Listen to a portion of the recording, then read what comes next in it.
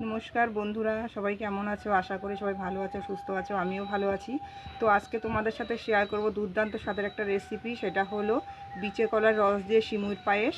তো বিচে কলা তো গরমকালে অত্যন্ত উপকার, আমরা সবাই জানি। সেটা সুগার বলো, হাই প্রেশার বলো, খুবই উপকার বিচে কলা বা বিচে কলার ভারেল দুটোই। তো আজকে বিচে কলার রস দিয়ে আমি সিমুইর পায়েস করব, সেটাই তোমাদের সাথে আজকে শেয়ার করব। চলো কি করে করি সেটাই দেখানো যাক। তো দেখো, এখানে আমি কিছু বিচে কলা নিয়ে নিয়েছি। তো কলাগুলো এবার খোসাগুলো ছাড়িয়ে নেব। দেখো, এখানে সব কলাগুলোকে আমি খোসা ছাড়িয়ে নিয়েছি।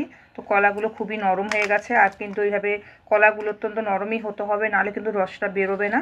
এবার আমি কিছুটা পরিমাণ নুন দিয়ে দেবো। নুনটা দিয়ে ভালো করে কলাগুলোকে একটু মেখে চটকে নেব। দেখো, বিচে কলাগুলোকে সব আমি নুন দিয়ে ভালো করে চটকে নিয়েছি। এবার আমি কিছুক্ষণ সময় রোদে দিয়ে দেবো ঢাকা দিয়ে। তো আমি বিচে কলাগুলোকে দেখো রোদে দিয়ে দিয়েছি। এবার একটা স্টিম দিয়ে ঢেকে দেবো যাতে কোনো নোংরা না পড়তে পারে। তো এই রোদের হিটটাতেই কিন্তু রসটাকে বের করতে সাহায্য করবে। তো দেখো, বিচে কলাটা কিছুটা নুন মেখে আমি যখন রোদে দিয়েছি, তারপরে জল ছেড়েছে কি সুন্দর।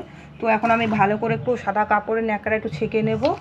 সব থেকে ভালো হয় যদি মশারির নেটে ছাকা যায়, সেই ক্ষেত্রে কিন্তু খুব ভালো হয়।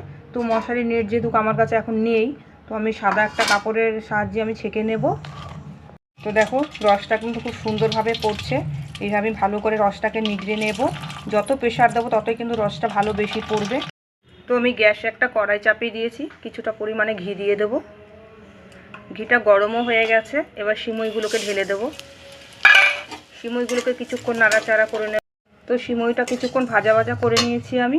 এইবার দেবো আমি কলার রসটাকে।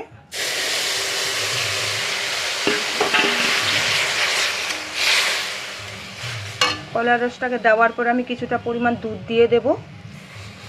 আমি এখানে গরুর দুধ ব্যবহার করেছি, তোমরা চাইলে এখানে পাউডার দুধ ব্যবহার করতে পারো, গুঁড়ো দুধ।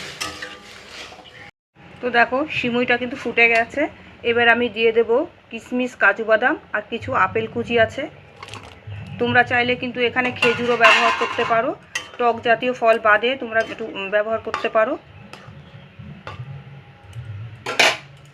এখানে দিয়ে দেবো আমি দুটো বাতাসা, কারণ কলার রসটা যেহেতু দেওয়া হয়েছে মিষ্টিটা একটু কম হতে পারে, সেই কারণে আমি দুটো বাতাসা দিয়ে দিলাম। আর তোমরা যদি মিষ্টি কম খাও, সেই ক্ষেত্রে কলার রসটা দিয়েই হয়ে যাবে। তো সিমুইটা দেখো খুব সুন্দর, একদম পারফেক্ট হয়ে গেছে। আমি এবার নামিয়ে নেব। আর তোমরা চাইলে কিন্তু এখানে বেদানা বা খেজুর দুটোই দিতে পারো। খুব সুন্দর, আমার হাতের কাছে ছিল না, আমি দিতে পারিনি। আর একটা এলাচ দেওয়া দরকার ছিল, তো হাতের কাছে নেই, সব সময় তো সব কিছু থাকে না। তো আজকে এইভাবেই করলাম। তোমরা চাইলে এলাচও দিতে পারো, খুব সুন্দর হয় তাতে সেন্টটা। তো এবার নামিয়ে নেব আমি। তো বন্ধুরা, আজকে আমার রেসিপি ছিল সিমুই রান্না বিচে কলার রস দিয়ে। তো ভিডিওটা তোমাদের কেমন লাগলো অবশ্যই কমেন্ট করে জানিও। আর যদি ভালো লাগে একটা শেয়ার করে দিও বন্ধুদের কাছে। আর আজকে এই পর্যন্তই শেষ করলাম ভিডিওটা। সবাই ভালো থাকবে, সুস্থ থাকবে।